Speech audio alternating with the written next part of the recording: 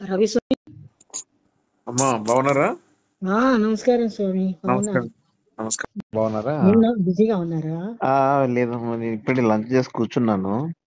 అవునా? ఉమ్. నిన్న అక్కడికి బైరామల్గూడకి శృంగేరి స్వామి వచ్చాడు, చిన్న స్వామి. చిన్న జీర స్వామి. విధుశేఖర భారతి స్వామి. ఆహా, శృంగేరి శృంగేరి సింగే. శృంగేరి అండి, కర్ణాటకలో శృంగేరి ఉంది కదా ఆహా, పీఠం, ఓకే ఓకే ఓకే. శంకరాచార్య పీఠం. ఆహా. అందులో ఆ స్వామి అంటే భారతీ తీర్థ స్వామి పెద్ద ఆయన, ఆయనకు 75. ఆ, ఈయన చిన్న ఆయన, ఆయనకు అసిస్టెంట్ అలాగన్నమాట. ఆహా. ఈయన వచ్చాడు. వస్తే దాదాపు 2000 మంది జనం వచ్చారు. ఆ, వీళ్ళు లలిత్ కుమారు, కరుణాకరు, కళ్యాణ్ అట ఒకడు, వీడు వెనకాల అవునవునవును.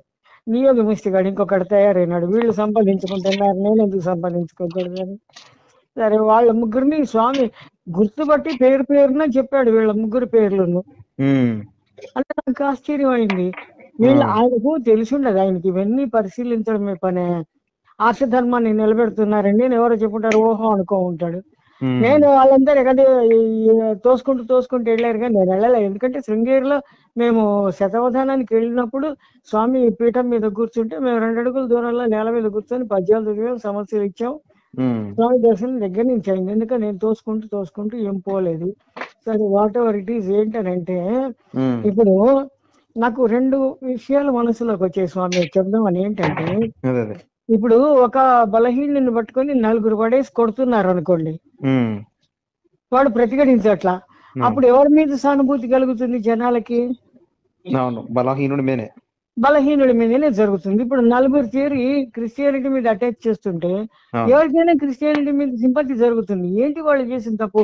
వాళ్ళ దేవుడిని వాళ్ళు ఆరాధించుకుంటున్నారు. అయితే ఇక్కడ ఏమవుతుందంటే పనికి మాలిన వాళ్ళు కొందరు ఇంటింటికి వెళ్ళి పాంప్లెట్స్ పంచి మా మతంలోకి మారండి మారండి అని చెప్పడం, దాంతో వీక్ అయిపోతున్నారు స్వామి. నేను కూడా బలంగా మిమ్మల్ని సపోర్ట్ చేయడానికి అక్కడే కష్టం అవుతుంది. కొంతమంది ఇంటింటికి వెళ్ళి క్రిస్టియానిటీలోకి మారండి. ఒక అమ్మాయి అయితే ఒక యూట్యూబ్ లో చెప్పింది ఏంటంటే, వాళ్ళ ఇంటికి ఎవరో వచ్చారట, వాళ్ళ అమ్మగారు ప్రభావితం అయిపోయిందిట. ఆవిడ బొట్టు చేరిపేసుకొని నెత్తి మీద ముసుగేసుకొని మంగళసూత్రం తీసేసి గాజులు పగలగొట్టుకొని, ఇంట్లో పసుపు కుంకుమ లేవు, పూజ లేవు, దేవతార్చన లేవు, ఇల్లంతా శ్మశానంలాగే తయారు చేసింది. ఇప్పుడు మా ఇంట్లో అట్లాగే ఉన్నాయి కదా, మా ఆడవాళ్ళు కూడా బొట్టు పెట్టుకోవడం లేదు కదా గాజులు. అంటే మీకు మొదటి నుంచి అలవాటు, మాకు అది కాదు కదా. ఉన్నటువంటి అలవాట్లు మారవు కదా. ఇప్పుడు నా ఇంటి పేరేంటి దంచాలమ్మ, గోత్రం ఏంటి శాండిల్య. ఎట్లా వచ్చింది? నా తల్లిదండ్రుల మూలంగా వచ్చింది. నేను ఆ కుటుంబంలో ఆ తల్లిదండ్రులకు పుట్టాను కనుక వాళ్ళ గోత్రం వాళ్ళ ఇంటి పేరు నాకు వచ్చింది. ఉన్నట్టుండి నేను ఇంటి పేరు గోత్రం తల్లిదండ్రులు మార్చుకోను కదా. అట్లాగే మతం కూడా మార్చుకోకూడదు. వాళ్ళు ఫామ్ గా నిలబడాలి. పక్కన ఇప్పుడు నా పక్కింటి వాళ్ళు నాన్ వెజ్ తింటే తింటారు, వాళ్ళు నాకు తెచ్చి పెడితే నాకు ఇబ్బంది, కానీ వాళ్ళు తింటే నాకేంటి ఇబ్బంది? తినని, వాళ్ళ అలవాటు, వాళ్ళ ఆహారపు అలవాటు అది. అయితే ఇక్కడ వీక్ అయిపోతున్నారు స్వామి. లేకపోతే రాధామోహన్ దాస్ వాళ్ళని ఉతికాయరేయడం నాకు పెద్ద కష్టం కాదు. వాడికి ఏం తెలుసు అని అసలు. నేను రామాయణం గురించి ఎవరో ప్రశ్న అయితే పెద్దవాళ్ళని అడగాలండి అన్నాడు. వాడు మొహం చూస్తేనే నాకు పందిలా ఉంటుంది, పెదవన్నోరు ఆ మూతి తిప్పడం అంతా చాలా డోకు నాకు, అతనికి ఏమీ తెలియదు. ఈ శివశక్తి కరుణాకర్ అయితే ఇంకా నేను శివశక్తి నడపలేను, మూసేస్తాను ఛానలు అని పెడితే, అయ్యో అన్న, నువ్వు లేకపోతే వైదిక ధర్మాన్ని ఎవరు ఉద్ధరిస్తారు? నేను 5,000 పంపిస్తా, నేను 10,000 పంపిస్తా, నేను 1,00,000 పంపిస్తా అని మెసేజ్లు. ఎందుకు? వాడు దాని మీద సంపాదించుకోవడానికి. ఇప్పుడు నేను నిన్న ఒకటి పెట్టాను, ఎవరైనా కొండ కోణాల్లో తపస్సు చేసుకుంటారు, గుహల్లో తపస్సు చేసుకుంటారు. అంతేగాని లాల్ బహదూర్ స్టేడియంలో చుట్టూ కెమెరాలు పెట్టుకొని తపస్సు చేసుకోరు. తను తపస్సు చేస్తున్న విషయం 10 మందికి తెలియాలా? మరి ఈ ఏంటో స్వామి. ఇంకొకటి, ఈ ప్రహ్లాదుడు హిరణ్యకశిపుడు కథ తెలుసు కదా మీకు. ప్రహ్లాదుడు ఏమంటాడంటే, నా తండ్రి, నేను నిద్రపోయేటప్పుడైనా కాసేపు హరినామ స్మరణ విస్మరిస్తానేమో గాని నువ్వు అస్తమానం హరిని తలుచుకుంటూనే ఉంటావు, నాకన్నా నువ్వే గొప్ప భక్తుడివి. వైరభక్తి అంటారు దాన్ని. అట్లాగే వీళ్ళు నలుగురు కూడా క్రీస్తు క్రీస్తు క్రీస్తు, మీరైనా అన్నిసార్లు తలుచుకోలేమో కానీ వీళ్ళు అదే తలుచుకుంటూ ఉంటారు వైరభక్తులు.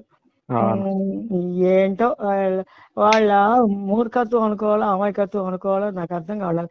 శంకరాచార్యులు జగద్గురు అయినాడు అంటే శంకరాచార్యుల కాలంలో ఇన్ని మతాలు లేవు, బయట నుంచి వచ్చిన మతాలు ఏవి లేవు. ఉన్నంత వరకు ఇక్కడే ఉన్నాయి పాషాణ మతాలు, కాపాలికులు, అట్లాంటి వాళ్ళు కొంతమంది ఉన్నారు. అట్లాంటి వాళ్ళని ఖండించి ఉండొచ్చు. అంతే తప్ప ఇంత స్ట్రాంగ్ గా పాతుకున్న మతాలు శంకరాచార్యులు కూడా ఖండించాడో లేదో నాకు తెలీదు. ఎప్పటికీ ఆయన ఎప్పటివాడు ఇప్పటివాడు కాదు కదా, ఆయన పరంపర వీళ్ళందరూ జగద్గురు. ఇప్పుడు నన్నయ్య కవిత్వం గొప్పదే, నా కవిత్వం గొప్పదే అంటే డెఫినెట్ గా నా కవిత్వం గొప్పది. ఎందుకంటే నన్నయ్య కాలంలో ఇన్ని విదేశ భాషలు విదేశ సంస్కృతులు లేవు. పైగా వాళ్ళ ఆఫీస్కి వెళ్ళి పంచ్ కార్డు పెట్టి గుడ్లు మెటకరించి అటెండెన్స్ వేసుకొని బాస్ చేత తిట్లు తినాల్సిన రాజేశ్వరి ఉంది, సూపర్ గా పోషిస్తుంటాడు, వీళ్ళు కవిత్వాలు రాసుకుంటూ కూర్చుంటారు. నా పరిస్థితి అది కాదు కదా. ఈ ఇంగ్లీష్ తప్పించుకోవాలి, విదేశీ సంస్కృతులు తప్పించుకోవాలి, ఆఫీసులో పని చేసుకోవాలి, మళ్ళీ పుస్తకాలు చదువుకోవాలి, కవిత్వం రాయాలి. అబ్బబ్బబ్బా, అందుకని నా కవిత్వం గొప్ప, నన్నే కవిత్వం గొప్ప కాదు. అట్లా ఈ కాలంలో వైదిక ధర్మాన్ని నిలబెట్టుకోవడమే గొప్ప. శంకరాచార్య కాలంలో ఏమున్నాయి, శత్రుత్వమే లేనప్పుడు ఇక మనకి ఇంకొకళ్ళతో ఏం గొడవలు ఉంటాయి, ఏం ఉండవు. అట్లా స్వామి ఏంటో చాలా అభిప్రాయాలు ఉన్నాయి నాకు. కానీ ఇక్కడ మాత్రం మీరు అది ఏం చేస్తారో తెలియదు, కానీ ఇంటింటికి వెళ్ళి బలవంతంగా క్రిస్టియానిటీని ప్రచారం చేయకుండా చేయాలి స్వామి. అక్కడ మీరు వీక్ అయిపోతున్నారు, నాకు అదే బాధేస్తుంది. మేము కూడా ఏబిఎం స్కూల్లో చదివాము, చదివితే ప్రేయర్కు కంపల్సరీ కాదు. మా అమ్మమ్మ చెప్పేది యేసుక్రీస్తు దేవుడు, యేసుక్రీస్తు పాటలు పాడొచ్చు, వెళ్ళి పాడు అని. ఎందుకంటే నేను క్రిస్టియన్ స్కూల్లో చదువుతున్నాను కదా, పక్కన క్రిస్టియన్స్ ఉన్నారంటే నేను చిన్నపిల్లని, అప్పుడు 9 ఏళ్ళు ఉంటాయి నాకెక్కడ వాళ్ళ మీద విరుక్త భావం జరుగుతుందేమో అన్న ఉద్దేశంతో పెద్దవాళ్ళు ఏదో చాలా ఆలోచించి చెప్తారు వాళ్ళు, అంటే అట్లా అన్నమాట. అయితే ఇదొక్కటే నాకు మీ దగ్గర వీక్ పాయింట్. మీ దగ్గర అంటే ఐ మీన్ మీ మతంలో కొంతమంది మూలంగా పనికిమాలిన వాళ్ళు పని పాట లేని వాళ్ళు ఉంటారు, కానీ వాళ్ళ మూలంగా మీ మతానికి కలుగుతున్నటువంటి విఘాతం ఇదొకటే కాదు.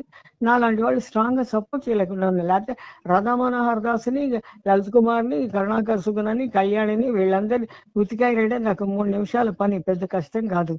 ఇదొక్కటే, దీనికి ఏం సమాధానం చెప్తావు?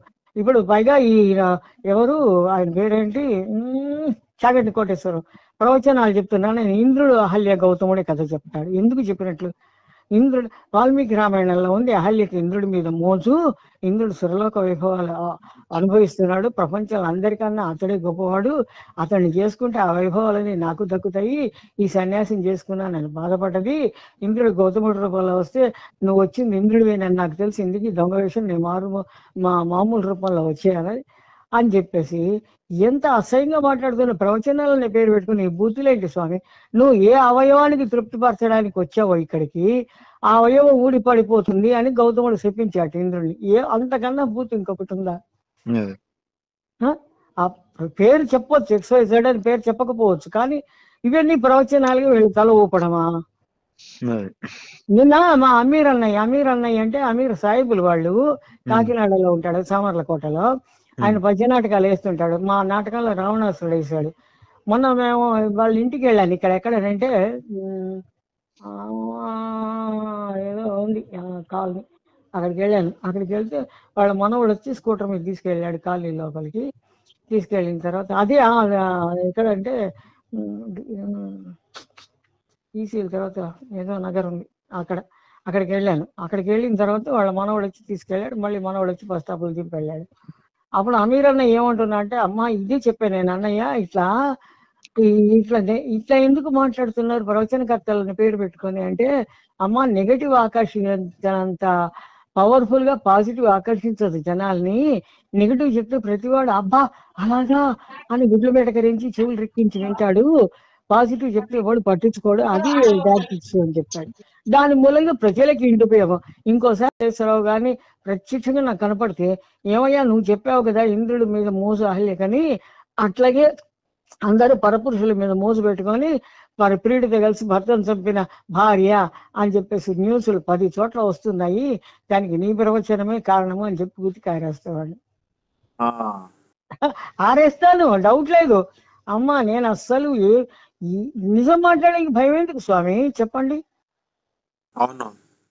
మరి ఆయన చెప్పొచ్చా? ఎన్నో ఉన్నాయి సూక్తులు. శ్రవణ కుమారుడు గుడ్డివాళ్ళైన తల్లిదండ్రులు కావాళ్ళ మోసుకుని వెళ్ళాడు, అతన్ని దశరథుడు జంతువు అనుకొని చంపింది, తర్వాత దశరథుడికి వాళ్ళు శాపం పెట్టింది. శ్రవణ కుమారుడి కథ చెప్పొచ్చు. రాముడు ఏకపత్ని వ్రతుడు, పితృవాక్య పరిపాలకుడు, మంచి రాజు, సోదర ప్రేమ, ఇట్లాంటివన్నీ చెప్పొచ్చు. అంతేగాని ఇవన్నీ బోన్ చేసి ఇంద్రుడు ఆహల్య గౌతమ్ వీళ్ళ గుమ్మం దాకా వచ్చి కనిపెట్టేసాట దివ్య దృష్టితో. ఏదో జరిగింది, నది దగ్గర తెలియదా గౌతముడికి దివ్య దృష్టి? ఎంత రేంజ్ ఉంటుంది అంటే 3 కిలోమీటర్లు 10 కిలోమీటర్లు 2 అడుగులు. వీళ్ళంతా ఏంటనంటే స్వామి మాటలు అమ్ముకుని బతుకుతున్నారు స్వామి. వీళ్ళలో సిన్సియారిటీ లేదు. నేను గమనించినంత వరకు వీళ్ళలో మనసులోంచి సిన్సియారిటీ లేనే లేదు స్వామి. అవునవునవును. ఏనే లేదు. ఏదో మాటలు అమ్ముకుని ఆ ప్రవచనం చేసామో చెక్కి ఇచ్చాడు సంతకం పెట్టామో వచ్చేసాం. వీళ్ళందరూ పైగా చాగంటి కోటేశ్వరరావు అదేదో పోస్ట్ ఇస్తామంటే నిరాకరించాట. పోస్ట్ ఇస్తే వాడికి ఖచ్చితంగా ఇంత ఇన్కమ్ అని తెలిసిపోతుంది అందరికి. అప్పుడు పైనుంచి వచ్చే ఇన్కమ్ ఉండదు. ఇప్పుడు బల్లకింద నుంచి బోర్డు సంపాదించుకోవచ్చు. జీతంగా 1000 రూపాయలు సంపాదించుకుని వాడు బల్లకింద 10,000 సంపాదించుకుంటాడు. అదెందుకు పోగొట్టుకుంటాడు? అంత సిన్సియర్ ఏం కాదు. అబ్బా నాకు ఎందుకో స్వామి చాలా మనసుంతా వికలమైపోతుంది స్వామి. అసలు మతాల పేరుతో ఎందుకు కొట్టుకుంటా? నేను ఒకటి చెప్పాను ఏంటంటే, ఒక పురుగు చెట్టు మీద పాకుతూ ఉంటే ఒక జంతువు కింద నిలుచుకొని చూస్తోంది పైకి. నిన్ననే పెట్టాను ఆ పోస్ట్. వేరే ఇంకొక అమ్మాయి దగ్గర, అమ్మాయి యూట్యూబ్ ఛానల్ ఓపెన్ చేశారు. అప్పుడు జంతువు కింద నిలుచుకొని చూస్తోంది. ఏంటి అట్లా చూస్తున్నావు అంటే, నేను 4 కాళ్ళతోనే ఏ కాలు ముందేస్తున్నానో ఏ కాలు వెనకేస్తున్నానో తెలియలేదు. నువ్వు ఈ కాళ్ళతో ఎట్లా నడుస్తున్నావు, ఏ కాలు ముందు ఏ కాలు వెనక అని అంటే, అప్పటిదాకా ఆలోచన లేని పురుగు ఆలోచన వచ్చింది. అరే నిజమే కదా, నేను ఏ కాలు ముందు వేస్తున్నాను, 690, 312, 911 అని లెక్క పెట్టుకుంటూ బుడంగాలు జారి కింద పడ్డది. అయితే ఏంటనంటే ఈ ఆలోచనలు మాకు చిన్నప్పుడు లేవు. నేను నా పక్కన ఫాతిమా కూర్చొని, ఈ పక్కన మేరీ కూర్చుంది, అందరం కలిసి చదువుకుంటున్నాం. ఇప్పుడైతే ఈ ప్రవచనాల పేరుతో మత విద్వేషాలు ఇవి ఉన్నాయా అని లేని. ఇప్పుడు డ్రగ్స్ గురించి చెప్తున్నారు స్వామి. ఎందుకు చెప్తున్నట్టు డ్రగ్స్ గురించి? ఆ డ్రగ్ అంటే ఏంటి, అది చేయకపోతే నరాలు పీకేస్తాయా, అది అలవాటు అయితే అది దొంగతనం చేసైనా ఏం చేసైనా డబ్బులు సంపాదించుకొని డ్రగ్స్ కొనుక్కోవాలి. ఇటువంటి క్యూరియాసిటీ తెలియని వాళ్ళకు ఎక్కిస్తున్నారు. ఎందుకు చెప్పినట్లు? బాబా ఏమో స్వామి, యూట్యూబ్ ఛానల్స్ వచ్చాక వీటికి సెన్సార్ లేదు కదా. ఎవడు ప్రతివాడు ప్రవచనకర్త, ప్రతివాడు ఉపన్యాసకుడే, ప్రతివాడు విశ్లేషకుడే, ప్రతివాడు విమర్శకుడే. వాడి పిండం, వాడి శ్రాద్ధం, వాడి తద్దినం, అంతే. అట్లా అయిపోతుంది. సెన్సార్ లేదు కదా దీనికి. లేదు. మరి ఎప్పుడో ఒకసారి యూట్యూబ్ ఛానల్స్ బ్యాన్ చేయాలి. మొన్న మేము అక్కడ అయోధ్యరామయ్య నాటకం వేసాం స్వామి. రాసింది నేనే, పద్య నాటకము. కాకినాడకి మీకు చెప్పాను, అమీర్ అన్నయ్య అని. ఆయన రావణాసురుడు వేశాడు. మేము తెనాల్లో ప్రజెంట్ చేసాం. పురసుబ్రహ్మణ్య శాస్త్రి నాటకోత్సవంలో ప్రజెంట్ చేస్తే మాకు ప్రైజులు రాలేదనంటే ఇవ్వలే మాకు.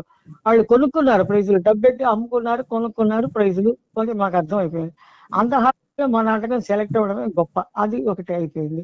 అయితే ఏంటనంటే ఈ అయోధ్యరామయ్య నాటకము మేము చాలా, దానికి లాంగివిటీ ఉంది. నన్నయ్య భట్టుకి లాంగివిటీ ఉంది. నన్నయ్య భట్టు భారతం తెనిగించాడు. ఓకే. అయితే ఏంటి, అదొక డాక్యుమెంటరీ అవుతుంది తప్ప అది నాటకం కాదు. ఇవన్నీ ఏంటంటో ఉన్నాయి. ఇవన్నీ ఎన్నో మనసులో ఉన్నాయి. వీటన్నిటిని ప్రతిఘటించాలంటే నాకు సపోర్ట్ లేదు. నిన్న ఈ అమ్మాయి నాకు చెప్పిన అమ్మాయితో కూడా అది చెప్పాను. నాకు యూట్యూబ్ ఛానల్లో కొత్తగా అవకాశం ఇచ్చింది. చిన్న ఛానల్ అది, ఇంకా ప్రచారంలోకి రాలే.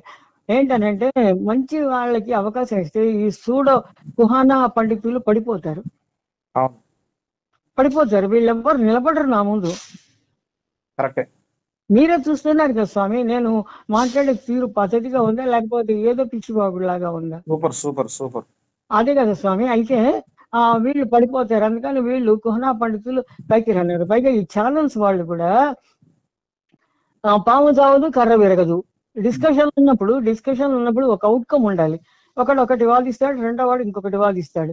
దీని నుంచి అవుట్కమ్ ఏంటి? ఎవరు పవర్ఫుల్ గా వాదించారు? అవుట్కమ్ ఏంటి లేకుండా మధ్యలో కట్ చేసేసి అక్కడ ఆపేసి వీడి చెక్కు వీడికి వాడి చెక్కు పంపించేస్తారు ఛానల్స్ వాళ్ళు కూడా. వాళ్ళ ఊరికే స్లాట్ ఫిలప్ అయితే చాలు, అంతే. ఏమిటో అంత మాయ జగత్, అంత మాయ. ఇప్పుడు నేను నిన్న ఒక అదే నా పక్కన కూర్చుంది అక్కడ మీటింగ్ దగ్గర. కానీ ఆవిడతో ఎక్కడో జనరేటింగ్ స్టేషన్ ఉంది. జనరేటింగ్ స్టేషన్ నుంచి కరెంట్ పాస్ అవుతుంది. ఇంకా డిస్ట్రిబ్యూషన్ ట్రాన్స్ఫార్మర్స్ అవి ఇవి వచ్చేసి మన ఇంటి దాకా వస్తుంది. 230 volts ఏసీ కరెంట్. మన ఇంట్లో ఒక బల్బు, వాళ్ళ ఇంట్లో ఒక బల్బు వెలుగుతుంది. వాళ్ళ ఇంట్లో, నా ఇంట్లో వెలిగేది బల్బు వాడి ఇంట్లో వెలిగేది బల్బు కాదు అని అంటే ఎట్లా? అదే వెలుగు అవతల బల్బు కూడా ఇస్తోంది కదా. మరి ఈ ఉపమా కాళిదాసు బంగారం శర్మ అన్నాడు నాతో, ఈ ఉపమానాలు మరి చెప్తారమ్మా మీరు, దాంతో అసలు విషయం జనాలకు అర్థమైపోతుంది.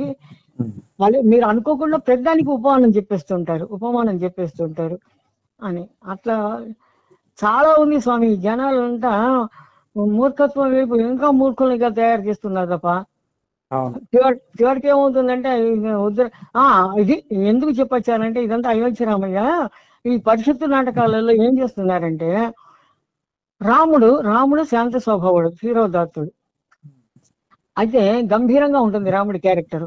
ఈ పరిస్థితికి వచ్చేసరికి ఏమవుతుంది, రాముడు సీతను రావణుడు ఎత్తుకుపోతే చూసి, ఒరే ఎవడరా నా పేళ్ళని అపహరించిన వాడిని నేను నరికేస్తా, చంపేస్తా, భూన భవంతరాల్లో ఎక్కడ తగినా సరే వాడిని నుంచి తప్పించుకోలేడు, ఊ అని 2-3 పద్యాలు పాడేస్తే వాడు ఉత్తమ నటుడు, వాడికి ప్రైజ్. లంకలో కూర్చుని సీత నా భర్తకు అవమానం జరుగుతుందని నేను ఆగాను కానీ లేకపోతే నేను కండగా నరికేస్తాను, ఊ అని 2-3 పద్యాలు పాడితే ఆవిడ ఉత్తమ నటిగా ఆవిడకు ప్రైజ్. ఇట్లా పరిషత్తు నాటకాలు నాశనం చేశాయి. అట్లాగే బాలాజీ నాయుడు, అచింత బాలాజీ నాయుడు, వెంకటరత్న నాయుడు కొడుకు, విజయవాడలో ఉంటాడు. ఆయనతో అంటే అమ్మ కొన్నాళ్ళకి పరిషత్తులు పోతాయమ్మా అని చెప్పన్నాడు. అట్లాగే యూట్యూబ్లు కూడా పోయినాయి అనుకోండి, పీడ వదులుతుంది నిజంగా. నిజమే కరెక్ట్. అది స్వామి మిమ్మల్ని చాలా డిస్టర్బ్ చేశాను, మీరంతా అర్జెంట్ పనిలో ఉన్నారా ఏమో. పర్లేదు మీది. అంటే నేను ఫోన్లు అందరే లేపను, ఎవరైనా సబ్జెక్ట్ ఉంటేనే ఫోన్ లిఫ్ట్ చేస్తాను. అవును స్వామి, పిచ్చాపాటికి ఎందుకు పని లేక. అదే ఇది నేను ఈ మధ్య బాగా వీడియోలు చూస్తా ఉన్నాను. అవును స్వామి. నా వీడియోలు దాని గురించి నిన్న ఒక వీడియో చేశాను నేను. బ్రాహ్మిన్స్ అసలు నాన్ వెజ్ తినొచ్చా తినకూడదా? బ్రాహ్మిన్స్ ఏంటంటే ఇప్పుడు అసలు మనిషి శాకాహారి, మనిషి అవయవ నిర్మాణం శాకాహారానికి పరిమితం. ఎందుకంటే కోతి ఉంది చూడండి, కోతి, చింపాంజీ, ఒరంగుటాంగ్, మనిషి, గొరిల్లా ఇవన్నీ కూడా ఒకే జాతికి చెందినటువంటివి. ఈ సీరం టెస్ట్ చేస్తారు చూడండి, కుందేలు సీరంతో కలిపి సీరం టెస్ట్ చేస్తే ఇవన్నీ ఒకే జాతికి చెందినవి. అట్లాగే కుక్క, నక్క, తోడేలు, సింహం అవి ఒక జాతికి చెందినవి. పిల్లి, పులి అవి ఒక జాతికి చెందినవి. అట్లా మనిషి శాకాహారే బర్త్. అంటే వాడి అవయవ నిర్మాణము, జీర్ణ వ్యవస్థ అంతా శాకాహారానికే ఉంది. కాదంటే ఆ రోజులలో వాళ్ళకి పండించుకోవడం తినడానికి చేత కాదు కాబట్టి జీవులను వెంటాడి, ఆ జీవులను వెంటాడడం వాళ్ళకి ఎందుకు అలవాటైంది? పులి జింకను వేటాడి తింటోంది, దాని ఆకలి తీరుతుంది. సో మనం కూడా జింకను వేటాడి తినొచ్చు అని వీళ్ళ మట్టి బుర్రకు తోచి వాళ్ళు వారితో వేటాడి తినడం మొదలు పెట్టారు. అప్పుడు వెనక మెదడు లేదు వాడికి, ముందు మొహం ఇట్లా ముందుకుంటుంది, వెనక మెదడు భాగం అణిగిపోయినట్టు ఉంటుంది, వాడికి మెదడు డెవలప్ కాలే. అట్లా మనిషి జీర్ణ వ్యవస్థ శాకాహారానికి పరిమితం. ఇప్పుడు కోతి ముందు మీరు నాన్ వెజ్ పెట్టండి తినదు, ఎందుకనంటే కోతి కృత్రిమ జ్ఞానానికి అలవాటు పడలే, మనిషి కృత్రిమ జ్ఞానానికి అలవాటు పడ్డాడు. జంతువులు సూర్యోదయంతో లేస్తాయి, సూర్యాస్తమయంతో పడుకుంటాయి, మనిషి అట్లా కాదు. వాడి ఇష్టం వచ్చినప్పుడు ఆధారం పెట్టుకులేస్తాడు, వాడి ఇష్టం వచ్చినప్పుడు పడుకుంటాడు. నన్ను ఎవరైనా నైట్ ఉండిపోవచ్చు కదా అంటే, ఎవరైనా ఫ్రెండ్ ఇంటికి వెళ్తే నేను ఉండను, నాది కుక్క తిండి కుక్క పక్క అని చెప్తా. ఈ కుక్క తిండి కుక్క పక్క ఏంటనంటే, కుక్క మీ పెంపుడు కుక్క అయినా అనుకోండి, దానికి ఒంట్లో బాగాలైతే ఎంత రుచికరమైన పదార్థమైనా పెట్టు తినదు, మొహం తిప్పేసి తినిపోతుంది.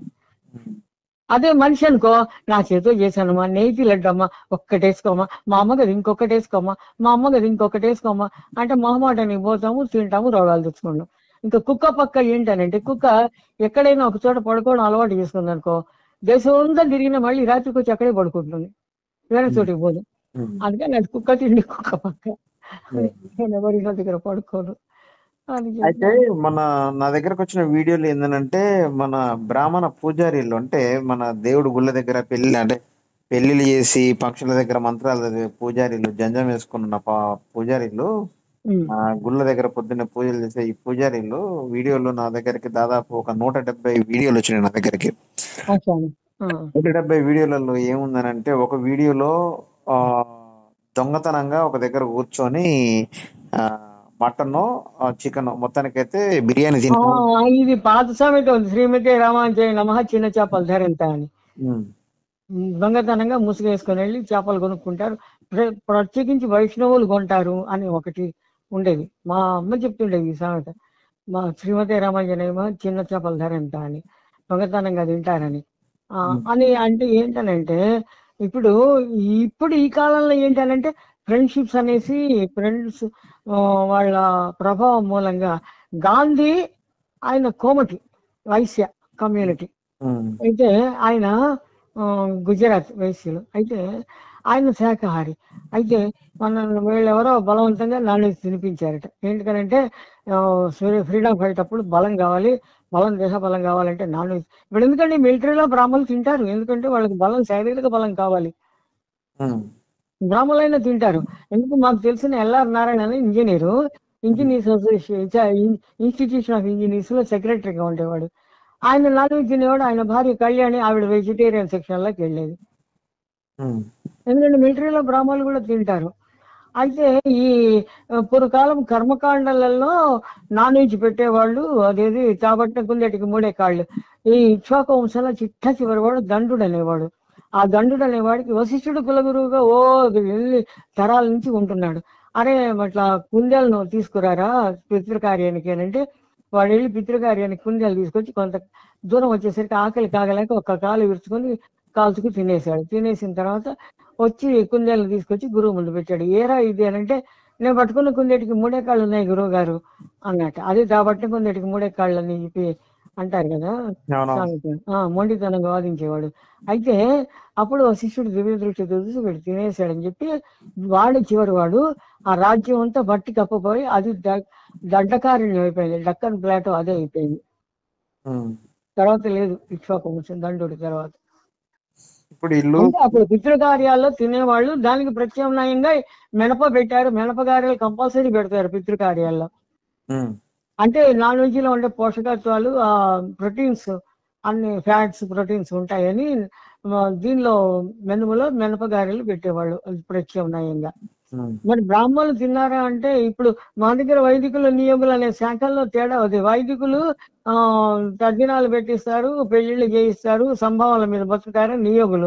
నియములేమో రాజకార్యాలు చేస్తారు, రాజులేమో సాపంతి భోజనాలు చేస్తారు, రాజులాగే వీళ్ళు నాన్ వెజ్ తింటారని వైదికులు. వీళ్ళిద్దరు ఒకరినొకరు పడి తెచ్చేది కాదు వైదికులు నియములు. ఇప్పుడు తినాలనుకుంటే డైరెక్ట్ తింటే అయిపోతుంది కానీ దొంగతనంగా తినేది ఎందుకు? అది కరెక్ట్ చెప్తున్నాను కదా. ఏదైనా ఏంటంటే hypocrisy is the greatest sin.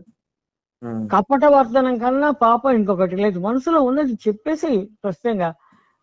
అంతే, డైరెక్ట్ చెప్పే, డైరెక్ట్ తినేయి, డైరెక్ట్ మనిషిలాగా ధైర్యంగా బతికి ఏమైతుంది. ఇప్పుడు ఎవరైనా బ్రాహ్మణ్స్ లో తింటారు, రెడ్డిస్ లో తింటారు, చౌదరీస్ లో తింటారు, అందరూ తింటారు కదా. తినేది మా దగ్గర సుబ్బారావు అన్న కాయన ఉండేవాడు, కడప ఆయన బ్రాహ్మడు, నందవరికులు పివి సుబ్బారావు అని.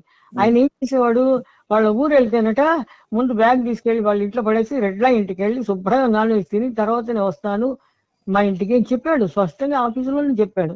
అది రెడ్ల ఇళ్ళకి వెళ్ళి నాన్ వెజ్ శుభ్రంగా తింటాను, తిని వచ్చి ఇంటికి వస్తాను అని. ఇప్పుడు తినాలనుకుంటే తినొచ్చు, దాన్ని తినేసి వెళ్ళిపో. కానీ దొంగతనంగా తినేసరికి ఇంకా డైరెక్ట్ గా వీడియోలు తీసి దాన్ని పెద్ద వైరల్ అయిపోయినాయి వీడియోలన్నీ. ఇప్పుడు వీడియోలు వైరల్ కావడం అనేది ఏంటనంటే, ప్రతి వాళ్ళకి అవతలి వాళ్ళ కింది చేయడం అనేది పెద్ద హ్యాబిట్ అయిపోయింది. మా ఆఫీసులో ఒక అబ్బాయి ఉండేవాడు, జనార్దన్ రెడ్డి అని, ఇంజనీర్.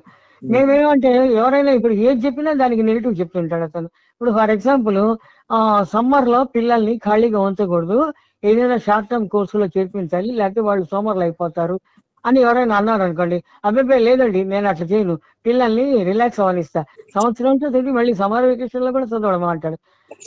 కొన్నాళ్ళకి పిల్లల్ని సమ్మర్ వెకేషన్ లో రిలాక్స్ అవనివ్వాలి అని చెప్పండి, అబ్బాయి లేదండి నేనైతే సమ్మర్ కోర్సులో చేర్పిస్తా, పిల్లల్ని సోమర్లుగా ఉంచకూడదు, తన మాటను తనే ఖండించుకుంటాడు. కొంతమందికి అదే అలవాటు. అవతలి వాడు ఏది ఎడ్డం అంటే జడ్డం అన్నా అంటారే మన సైడు, అట్లా ఏదన్నా దానికి ఆపోజిట్ చెప్పడం, వాడి మాటను వాడే ఖండించుకుంటాడు. ఇక పూర్వం ఇదే చెప్పాను కదా అనే విషయం వాడికి స్ఫురణకు కూడా రాదు. అట్లా ఉంది స్వామి. ఏదో మీలాంటి సహృదయులతో అప్పుడప్పుడు మాట్లాడి నా మనసులో బాధ కక్కుకుంటూ ఉంటాను. మీరు సమాజానికి పనికొచ్చే వ్యక్తి కాబట్టి నేను కూడా మాట్లాడుతా ఉన్నాను. మనం ఇదేం లేదు, వీళ్ళు పూజారులు అని చెప్పుకొని దొంగతనంగా మటన్ తినటం, చికెన్ తినటం, బిర్యానీలు తినటం, ఆ తర్వాత మందులు తాగటం, సిగరెట్లు తాగటం. దానికి అరే దొంగతనంగా చేయకూడదు. రెండోది జస్టిఫికేషన్ ఇవ్వాలి. నేను మటన్ తిన్నాను, ఎస్ ఇదిగో ఈ ఫలానా వేదంలో ఫలానా సూత్రం ప్రకారం ఇదిగో మటన్ తప్పు కాదు రాసింది, నేను తిన్నాను అని జస్టిఫికేషన్ ఇవ్వాలి. ఏం చేసినా there must be some reason behind what he does. అంతే కదా. కారణం లేని కార్యం ఉండదు కదా. వాడి మనసులో ఏ కారణం వచ్చిందో అది చెప్పమనండి, తప్పేముంది. అంతే. ఉం. అది ఇప్పుడు చేయకుండా దొంగతనంగా మళ్ళీ ఇంకో విషయం ఏంటిది, ఎవడన్నా ఒకసారి వన్స్ అపాన్ టైం నేను ఒక బ్రాహ్మణ్ ఇంట్లో కిరాయికుండే. స్వామి. నేను నాన్ వెజ్ అంటే ఇప్పుడు తినట్లేదు, ఒక 3 years అవుతుంది నేను నాన్ వెజ్ టోటల్ గా బంద్ చేసి. అలాగా స్వామి. ఎప్పుడైనా అకేషన్ ఉంటే అది కూడా లైట్ గా అది తినట్టు ఉం. తింటా నేను. నాకు దాన్ని ఉం. అంత కోరికలు ఏం లేవు. స్వామి. కానీ బిగినింగ్ లో బాగా తినేటోళ్ళం. అయితే అది తీసుకొచ్చుకునేటప్పుడు బాబు తీసుకొచ్చుకుంటారా అంటే లేదు అని చెప్పినాం. కానీ కొన్ని సందర్భాల్లో తీసుకొచ్చుకునే పరిస్థితి వచ్చింది. ఉం. ఆమె ఎమ్మటే వచ్చేసి పసుపు నీళ్ళు చల్లేది. దేని మీద? మేము ఒకవేళ అట్లాంటిది ఏమన్నా అనిపిస్తే ఆమెకు అర్థమైపోతే వచ్చి మొత్తం చుట్టూ పసుపు నీళ్ళు చల్లుకునేది. ఇల్లంతా పసుపు నీళ్ళు చల్లలేదా? మొత్తం మా దగ్గర వాళ్ళ పైన వాళ్ళ ఫ్లోర్లో వాళ్ళ రూమ్లలో అన్ని పసుపు నీళ్ళు చల్లేది. ఏందమ్మా ఇది అని అంటే ఏం లేదులే అని. కానీ ఆ లోటలో తొంగబడి చూస్తే మాకు పసుపు నీళ్ళు అని కనబడేది. కానీ అవి కింద పడ్డ తర్వాత కూడా అక్కడక్కడ మరకలు పసుపుగా కనబడితేనే తెలిసేది. కానీ ఉత్త నీళ్ళు అనుకునేది ఫస్ట్ మేము. అదే. ఎందుకు గీతాంది ఇట్లాంటి పనులు అనుకునేది. తెలియదు నాకు అసలు యాక్చువల్ గా. అదేలేండి. మరి అది ఏంటో తెలియదు. సరే ఏదేమైనా పసుపు నీళ్ళైనా ఏదైనా మనకి మటన్ తినాలనిపించినా, నాన్ వెజ్ తినాలన్నా, బిర్యానీ తినాలన్నా అది మళ్ళీ ఒక ఏంటంటే చెప్పాను కదా, మనిషి డైజెస్టివ్ సిస్టమ్ కానీ పళ్ళ స్ట్రక్చర్ కానీ దేనికి నాన్ వెజిటేరియన్ కి పనికి వచ్చేది కాదు. ఈ కూరదంతాలు అనేవి ఉన్నాయా మనిషికి చెప్పండి? లేవు లేవు కాబట్టి ఈ ఇప్పుడు ఈ ఒక సైడ్ విషయం. ఈ సైడ్ పొడుగ్గా ఉంటాయి. కుక్కకు ఉంటాయి, పులికి ఉంటాయి, సింహానికి ఉంటాయి కూరదంతాలు. పిల్లికి కూడా ఉంటాయి. ఇవి ఉన్నాయా మనిషికి? మనిషికి డెంటల్ లేవు. స్ట్రక్చర్. మనిషి మాంసాహారం అనేది తీసుకోకూడదు. కానీ సరే కొంతమంది తీసుకుంటున్నారు. నువ్వేదో ప్రత్యేకమైన మనిషివి, నేను బ్రాహ్మణ్ అని చెప్పావు. నువ్వు దాని ప్రకారమే జీవించాలి, అట్లనే ఉండాలి. దొంగతనంగా ఎందుకు? ఒకవేళ తినేది అనిపిస్తే బ్రాహ్మణులు కూడా చాలా మంది తింటారు. నువ్వు నేరుగా తినొచ్చు. ఆ జంజం దాచుకొని బిర్యానీ దాచుకొని పరారాయి ఉరుకుతా ఉన్నాడు వీడియోలో. ఎందుకు అంత ధైర్యం లేకుండా మనం ఎందుకు బ్రతకాలి ఏంటి సమాజంలో? నీకు అధికారం ఉంది, రాజ్యాంగం ఉంది, అన్ని తినే స్వేచ్ఛ కూడా ఉంది. అట్లా బ్రతకొచ్చు. సమాజం కోసం ఎవడో ఏదో అనుకుంటే అయ్యో, ఎందుకు మేము తిరుపతిలో ఉన్నప్పుడు, నేను ఇంజనీరింగ్ చదువుతున్నప్పుడు మా ఇంటి ఓనర్ వైష్ణవులు, ఆయన దొడ్లోకి వెళ్ళొచ్చి లెట్రిన్ కి కాళ్ళు చేతులు కట్టుకొని శాలువా కప్పుకొని చక్క పోయేవాడు గుడికి. ఉమ్, లెట్రిన్ కి వచ్చిన తర్వాత స్నానం చేయాలి కదా కంపల్సరీ. ఆ, మరి మరి గుళ్ళో పూజారి. ఆ, అంతా ఏం లోకం చెప్పాలి, ఏం చెప్పాలి? లోకంతా ఖరాబ్ అయిపోయింది. మనం నెక్స్ట్ టైము తప్పకుండా నేను ఒక 1 day, మీరు బాగానే కాల్ చేస్తున్నారు. సరే ఎంత బిజీగా ఉన్నా ఏదున్నా నేనైతే మీ ఫోన్ తప్పకుండా లిఫ్ట్ చేస్తున్నా. నెక్స్ట్ టైము మనం ఒక మంచి అంశం మీద మాట్లాడుకుందాం తప్పకుండా. సరే స్వామి. Thank you. అయితే ఏంటనంటే, ఎవరిని మనం విమర్శిస్తామో వాళ్ళకు విమర్శించినట్టు తెలియకూడదు. షుగర్ కోటెడ్ పిల్ అంటామే, అట్లా వెయ్యాలి. ఇప్పుడు రాధా మనోహర్ దాస్ విమర్శించినా వాడు విమర్శించినట్టు తెలియకుండా వాడికి వాత పెట్టాలి, అంతే తప్ప అది డైరెక్ట్ గా విమర్శించకూడదు. అప్పుడు వాళ్ళు మారుతారు. విమర్శిస్తే ఏమవుతుంది అంటే వాళ్ళ ఈగో హర్ట్ అవుతుంది. ఈగో హర్ట్ అయితే వాళ్ళ దుర్మార్గంలోనే తెలుస్తూ ఉంటారు మళ్ళీ. అది తప్పకుండా. ఏంటో స్వామి, నా మనసులో బాధ కట్టాను, నాకైతే హ్యాపీగా అనిపించింది. అదే. ధన్యవాదాలు స్వామి. ధన్యవాదాలు.